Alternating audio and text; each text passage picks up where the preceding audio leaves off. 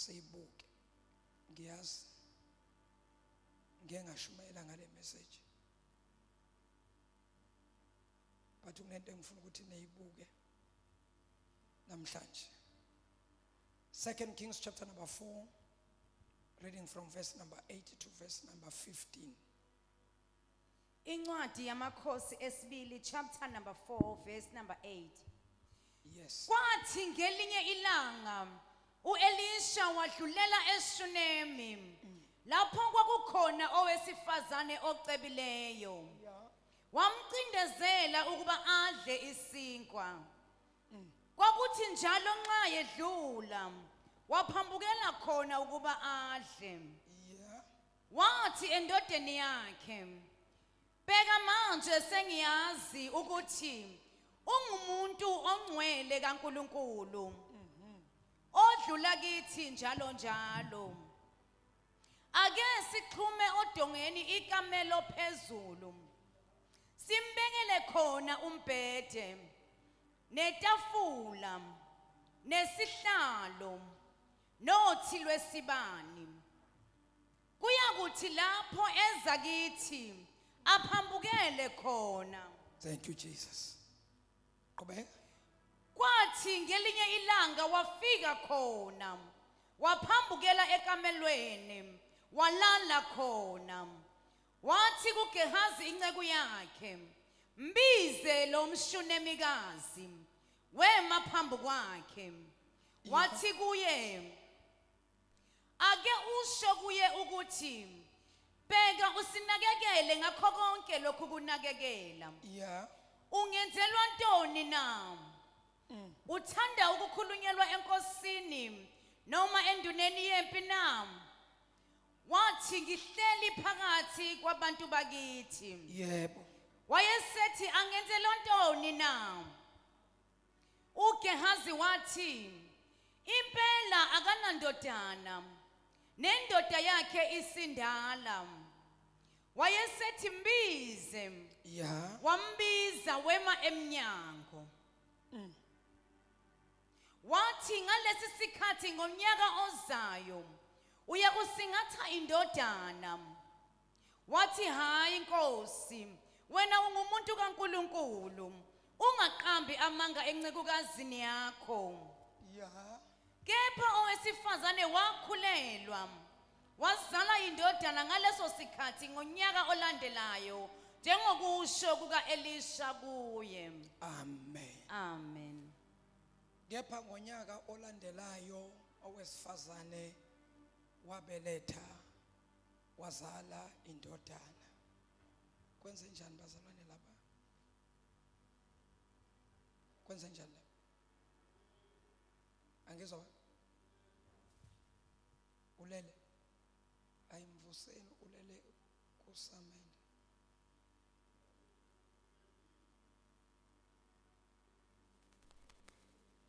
Ayimakakhulu uthini manje? Konta idlile. Oh, hayi udla kahle, adle ngaphandle mayiqeda azowela umshayele nezandla. Hayi udla kahle.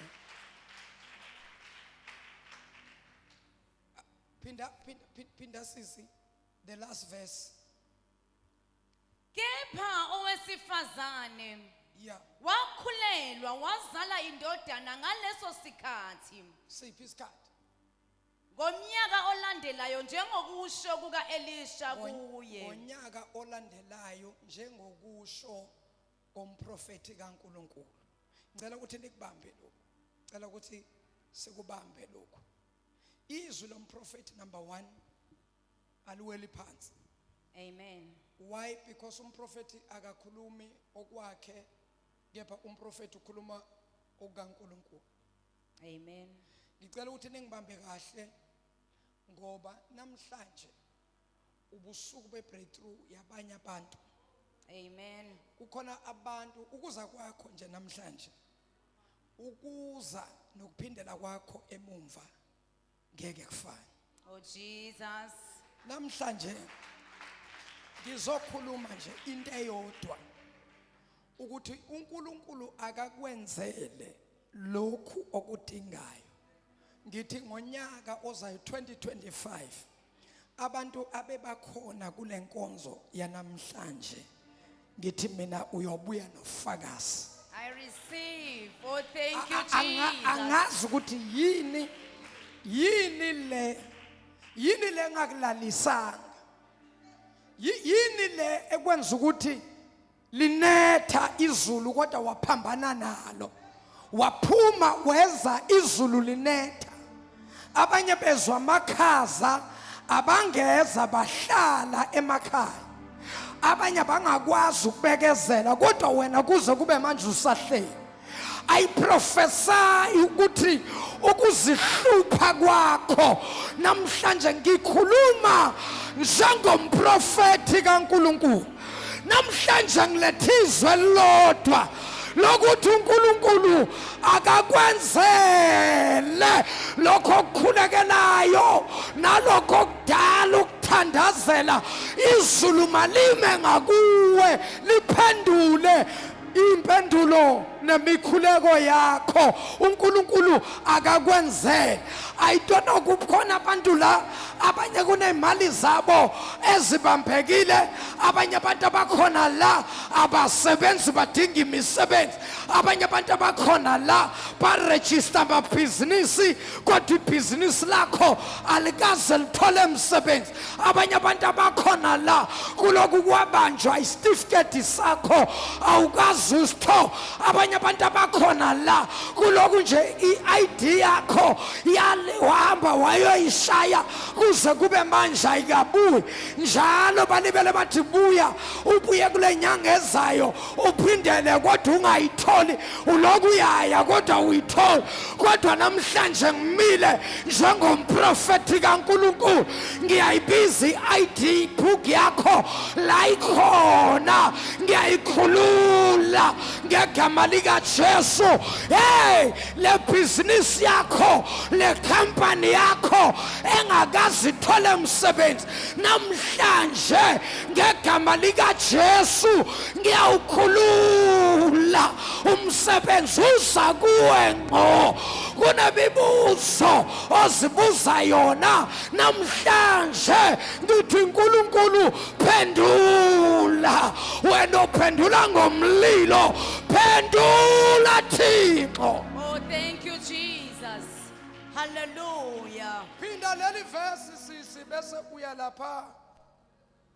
Kepha owesifazane wakhulelwa. Njengokusho komprofeti.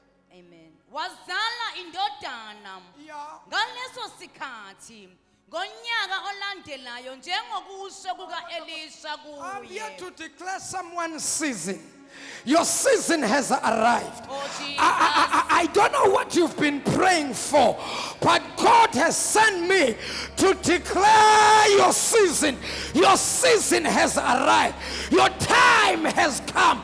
Hey, kudala wehla wenyuka izinto kodwa zingalungi. Ngizomemezela isizini, ngizomemezela isikhathi. Ngithi mina sasifikile isikhathi sakho.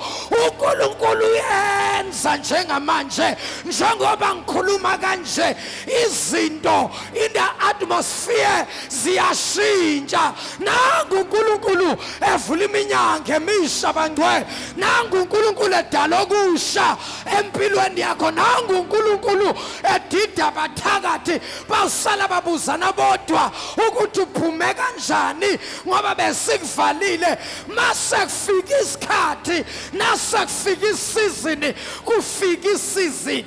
Hey bazalwa, lo mama lo mshunemikazi lo akudala abantu bendlula kodwa kwafika isizini, kwafika isikhathi. Kudala embona umprofeti endlula ngasekha kodwa ngalelo langa ngoba kwakuyisikhathi sakhe, ngoba kwakuyisizini yakhe, wathi baba ngicela undlule ungene ekhaya uphuza amanzi, kanti akazi ukuthi u-invite isizini yakhe. Moya ongcwele. Oh, Jesus.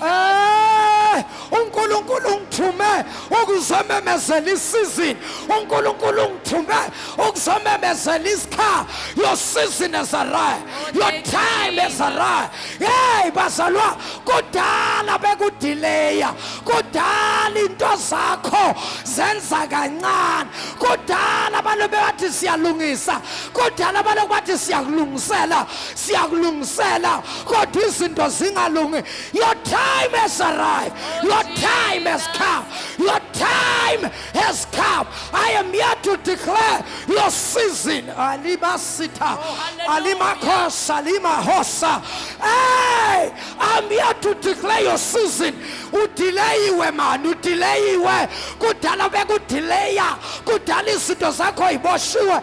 Awuthinta ababili abathathu uthi thank you Jesus, saze safika isikhathi sami. Oh, thank you, Jesus. Hallelujah.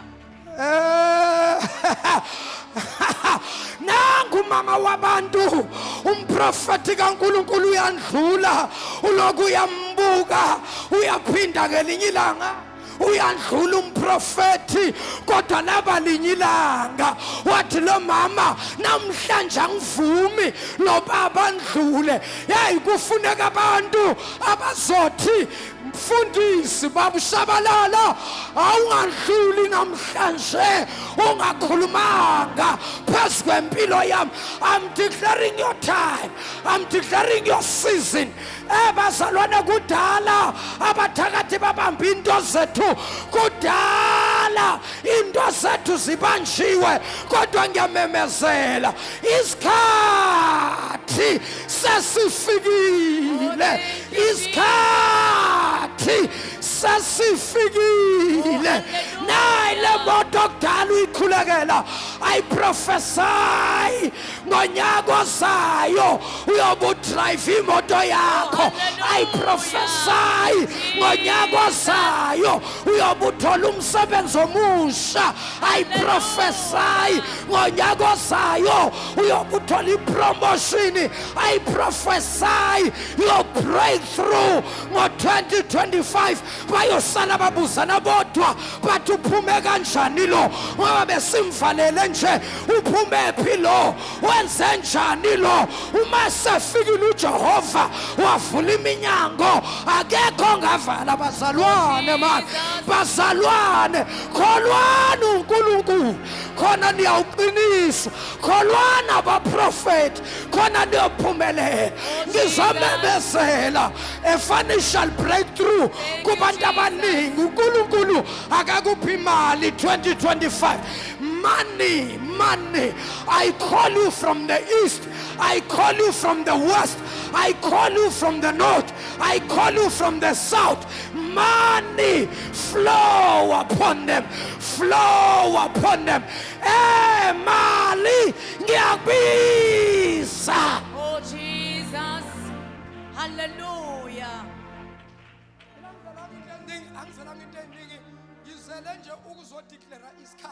Jesus. Enkosi yami uyazi ukube ngikhuluma kwenye indawo ngabe sabangibambile. Ngithi mina ngizelanga ngizokhuluma into eziningi, ngizomemezela isikhathi. Oh, thank you, Jesus. Angizelanga izinto eziningi, but I'm here to declare time. Angizanga ukuzokwenza izinto eziningi kodwa I'm here to declare your season. I'm not here to do many things, but I'm here to declare your season. I'm not here for anything, but I'm here for your season. I am here for your season. I am here for your season. I am here for your season. I am here for your season. Ngizomemezela isikhathi. Awuthi into seduze kwakho uthi sesifikile, sesifikile, sesifikile, sesifikile, sesifikile. Now is my time. Now is the time. Oh, Jesus. Hey, Kosiam. We thank you, Jesus. Bambani sengothandaza. Bambani sengothandaza. Lena ngifuna ukuthi nibambe kahle and nibambisise. Ngicela ningizwisise kahle. Ngicela ningizwe kahle namhlanje.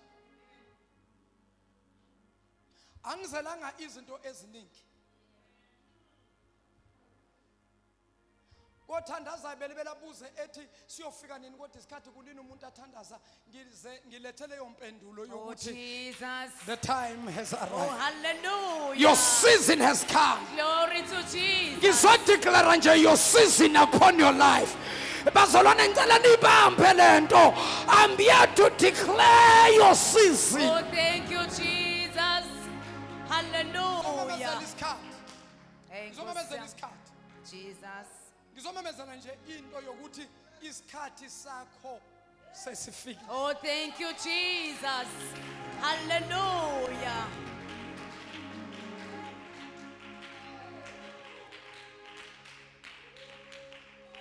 Bafundisi bami, ngizomemezela nje into elula.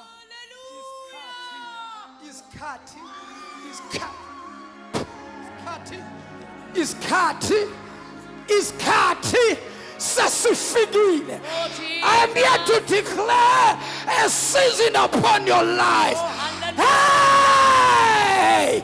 Kudala uhlushwa madimo, kudala uhlushwa bathaka, kodwa isikhathi sakho sokunqoba sesifikile. Oh, hallelujah.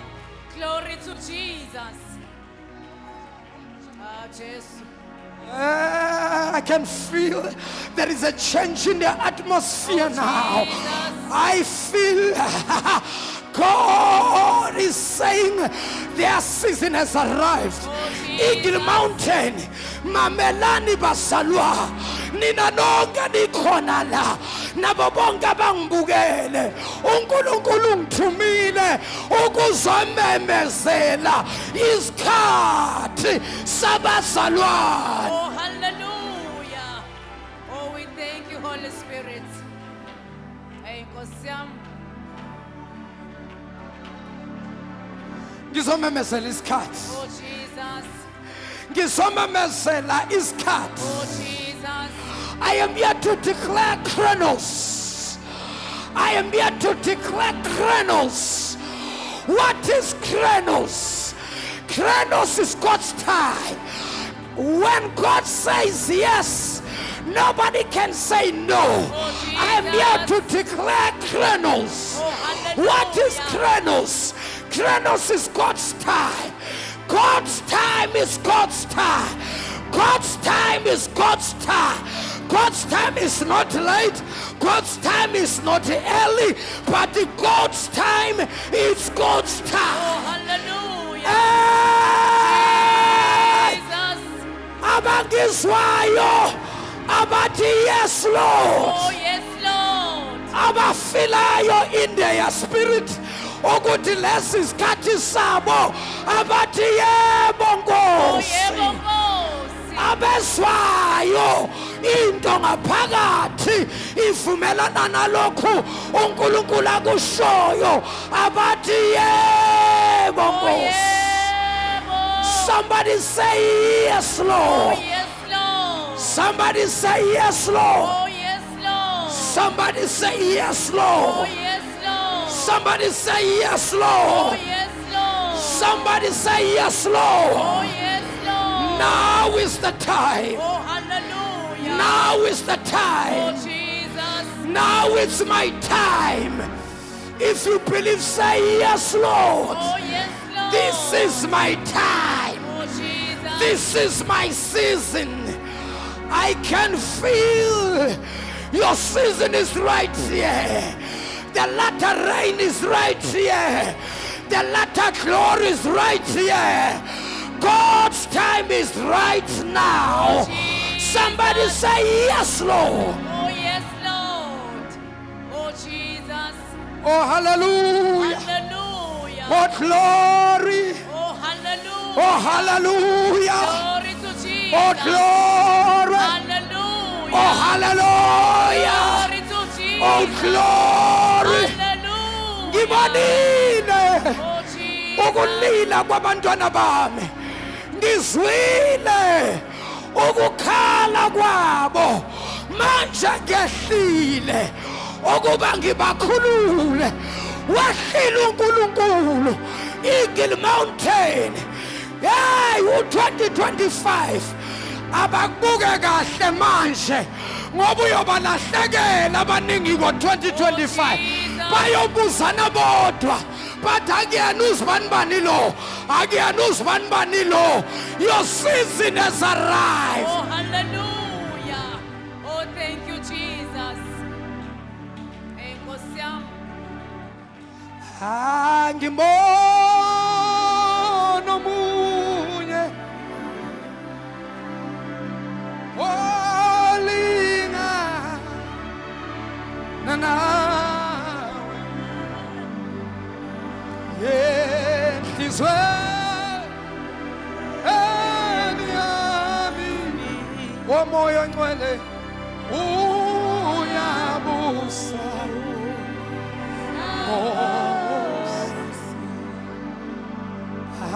Angiboni yaba munye wena mababa sayele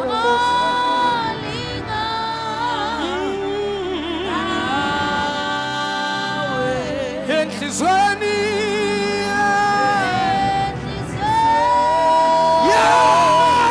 enhlizweni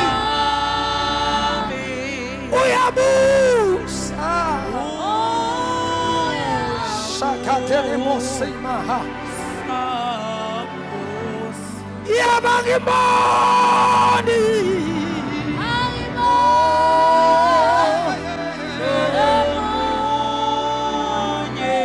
olingana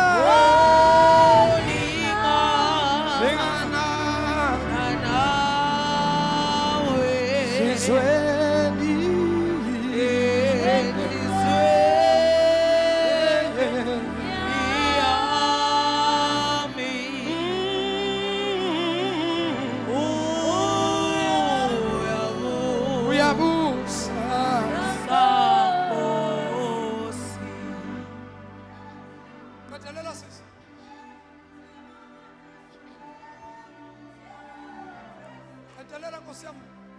Kepha owesifazane wakhulelwa wazala indodana ngaleso sikhathi ngonyaka olandelayo njengokusho kuka-Elisha kuye. amanye amagama izwi lomprofeti aliweli phansi. Oh Jesus. uNkulunkulu angeke athi isikhathi kanti akabi Oh isikhathi. hallelujah. uNkulunkulu ngeke athi it's your season kanti akabi isizini yakho. When God declares your season through his prophets, when the prophets declare your season, you must believe it because the prophets, they speak what God says. When God says yes, it's your time, indeed it's your time. hallelujah. My message is very simple. I don't want to complicate things, but I'm here to tell you your season has arrived. Oh, thank you, I'm here to Jesus. declare a season for someone, a season of breakthrough to someone, a season of opening doors. Hey, basalwan, sifikile isikhathi okudala sisilindile. Oh Jesus.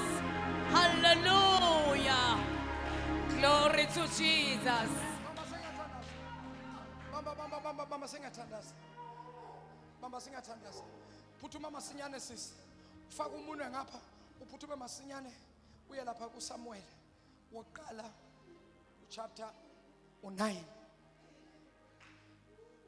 Mhlawumbe noma singawajumpa amanye amavesi siye ku verse number 6. 1 Samuel chapter 9 verse number 6. Incwadi yokuqala kaSamuel chapter number 9 verse number 6. Yebo. Yathi kuye, bheka kukhona kulomuzi umuntu kaNkuluNkulu, umuntu ohloniphekayo. Konke akushoyo kuye kwenzeka impela. Masiye khona. Mhlawumbe angasitshela indlela esihamba ngayo. Ngicela abazalwane nivule izindlebe nizwe kahle lento. Ngicela nizwe kahle lento. Ngicela nizwe kahle lento. Ngicela nizwe kahle lento. Phinda futhi sisi. Yathi kuye inceku le ihamba noSawule. ngizosichaza isitori. Inceku le ihamba noSawuli, kulahleke izimbongolo zikaKhishi uyise kaSawuli. Wathi uKhishi, thatha enye yezinceku niphume nihambe niyofuna izimbongolo ezilahlekile. Bafuna liyasho iBhayibheli bakhuphuka amawa benzani behla benyuka do imbongolo up until bafika kwenye indawo. Kule ndawo lo undodana kaKhishi uSawuli wayesethi kule nceku, lalela, kungcono sigoduke siphindele emumva ngoba thanda ubaba akhathazeke ngathi kunembongolo ezilahlekile. Wayesethi lo oyisebenzi noma oyinceku wathi, lalela, asikwazi ukujika siphindele emumva singayitholanga into. Nkosi yami kodwa, Nkosi yami Jesus, Nkosi yami uNkulunkulu kodwa moyingcwele usangisizi uNkulunkulu noma ngabe babili nje Nkosi yami, noma ngabe nje bathathu, noma bangaba bathathu, noma bangaba bahlanu, noma bangaba babili namhlanje abathi I refuse to go back when it's my season. Jesus. Hayi mina ngiyala ukubuyela emuva ngingayitholanga into engiyizele ngamane kuse kuphuma ilanga. Angazi noma bazalwane bayangizwa na. Angivumi ukuphindela emumva, angivumi ukungena ku25 ngikhaphe abantu abaya ku25.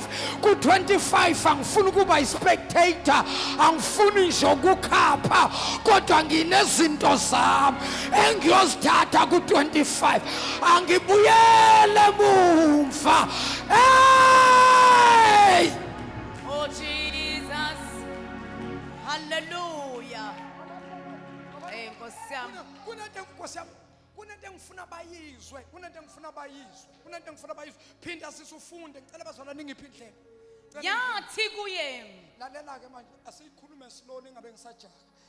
Yabe seyithi inceku kuye uSawuli, Bheka kukhona kulomuzi umuntu kaNkuluNkulu. bambani ibambeni lento, ngifuna ukuthi uzwe ukuthi kanti lo muntu kaNkuluNkulu okukhulunywa ngaye kangaka kanti unjani. Bamba Jesus.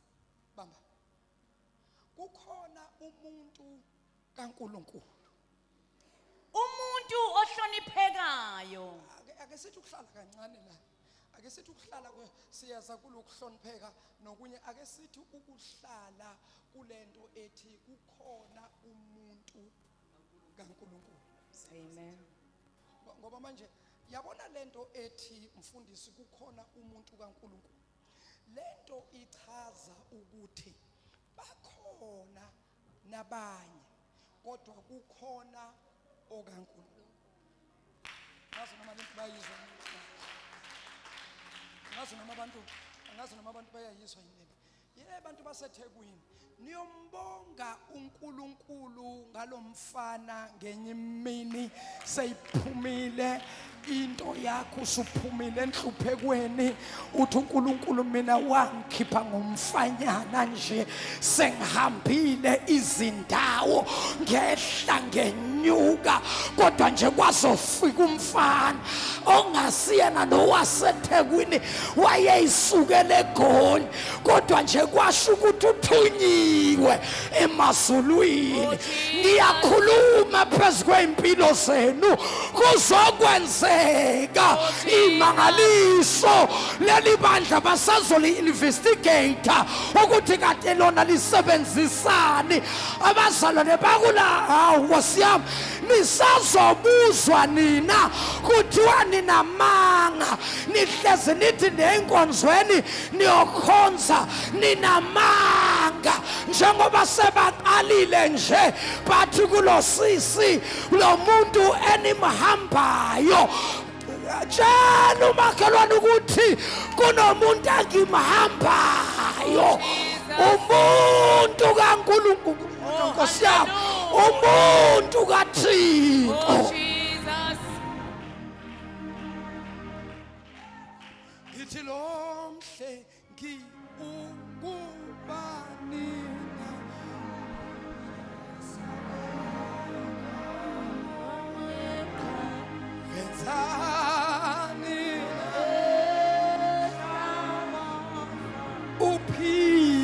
namhlanje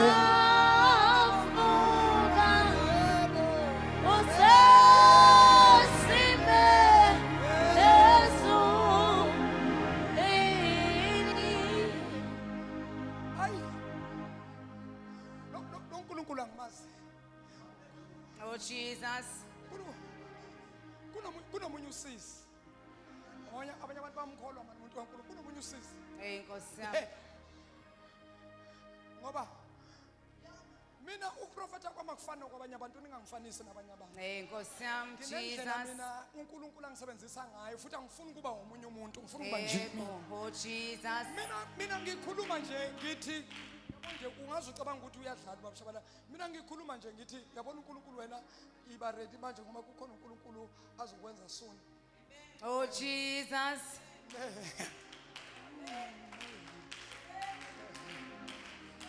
Ngithi kuye ke iba ready sisi because there is a high post. Jesus. There's a high post and abaningi abantu abayibukile le post. Kodwa ngibo kukhona namadoda. Kukhona obaba, kukhona insizwa, kodwa ngibona uNkulunkulu mina enze simangaliso ekunikeza yona. Oh Jesus. Uhleka wathi abamina ke yazi kwaleyo qualification nje yaleyo post ngathi lalela akusasebenzi qualification manje. Ngiyamasi angiyamasowa seka ngiyamasi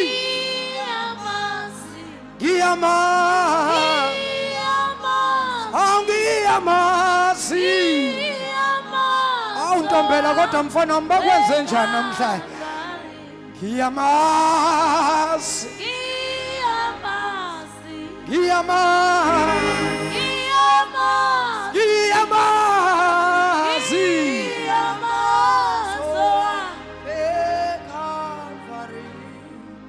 hayi mfana kithi bagangile abathakathi ndoda ngingathi kanti bakuntshontshile. Buya ntombela nale insimbi ngayithandazela nale zandla ngayithandazela. Buya ntombela ngoba ngifuna ukushumayela la. Ngizomemezela isizini. I'm here to declare a season. I'm here to declare chronos. I'm here to declare God's time. God's time is God's time. I don't care who says what. When God says yes, nobody can say no. When your season has arrived, your season has arrived. Ageko. Hey, Bamban, ageko ngamisi isikhathi sikaNkulunkulu. Oh Jesus. Amukho umuntu ongamisa isikhathi sikaNkulunkulu. Oh hallelujah. Kodwa thina uma ngabe impi imingakithi ngamandla ihlasela thina liyashona ilanga, siyakwazi thina ukumisa ilanga sithi libambe Jehova lingashona ilanga izitha zimi. Oh Jesus. Oh hallelujah. Hi! When your season has arrived, Nkosi yami. Yathi kuye bhenga kukhona kulomuzi. Ahle. Ukhona umunye ubhuti owake wathi lona ngumnyaka wethu wokunjulwa Amazulu. lona Onyaka wami. awokhanjela yebo usimakade. Oh Jesus. Hallelujah. Oh glory to Jesus. Nina bazalwane senifuna ukwenza le message ibe yinde, kanti uNkulunkulu nje uthe ngizomemezela nje isikhathi, ngizomemezela nje isizini, kodwa manenza nje niyangidonsa kanti manje angifuni ukuya lapho ngoba kuthiwe ngizomemezela isikhathi, kuthiwa ngizomemezela your season. Oh, Jesus. Hallelujah. Mama. Angithi wena sisi uqale wafunda incwadi oqala uyifundile siqale ngayo. Incwadi oqala uyifundile bekuba Samuel. Wesibili. Samuel wesibili. Namakhosi sisi. Yabona ukuthi ukhohliwe. Yabona ukuthi ukhohliwe mntanami. Manje ngifuna ukuthi abantu babambe lento ngoba ngifuna ukuthi nibambe lento. Bambani bazana. Bambani lokhu. Sifunda kwenye incwadi. Enye incwadi le. And njengoba kwenye incwadi le. Omunye umprofeti lo. Noma Enkosi yami. Ngiyabeka njalo. Omunye umuntu lo. Yes, angisho njalo. Omunye umuntu lo. Amen. Ake sibambe nawo amagama ashiwoyo ngalomuntu. Ngoba yusebazalwane la eBhayibhelini kunala khona uNkulunkulu akhuluma loud and clear. Bese kuba khona la eBhayibhelini la uNkulunkulu ekhuluma khona prophetically. Jesus. Now abantu kukhona le season athi uNkulunkulu ngizoyimemezela. Now ngifuna ukuthi ke abantu bayibambe le season uNkulunkulu ayi-introduce noma le season uNkulunkulu asifaka kuyo. Lena yila uNkulunkulu angazi ukukhuluma clear. Ngoba uNkulunkulu ukhulumile clear, amadimoni uSathane nabathakathi bezwa bavala. Enkosi yami. Manje sizokhuluma prophetically ngoba into yesiprofeto into yasekhaya. Oh, Jesus. Yabona uthulubheka. Ngicela mina ngoba manje akenzeki lutho. Ngicela ningibambe akenzeki lutho manje. Kodwa in the realm of the spirit already things. Oh, Jesus.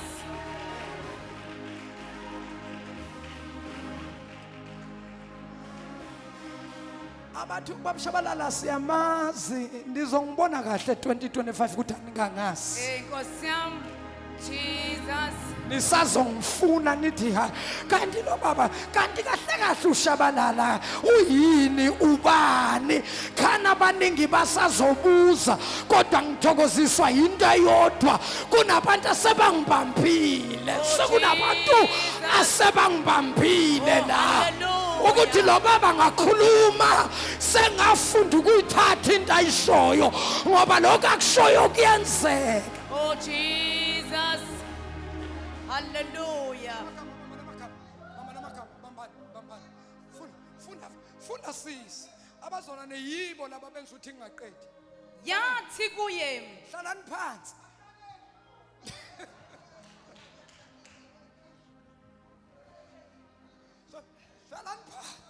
Hlalani phansi.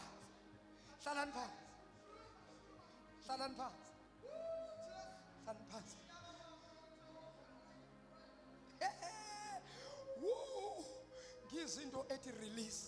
Jesus. Ngiyamazi ngizinto ethi release. Oh, Jesus. All right.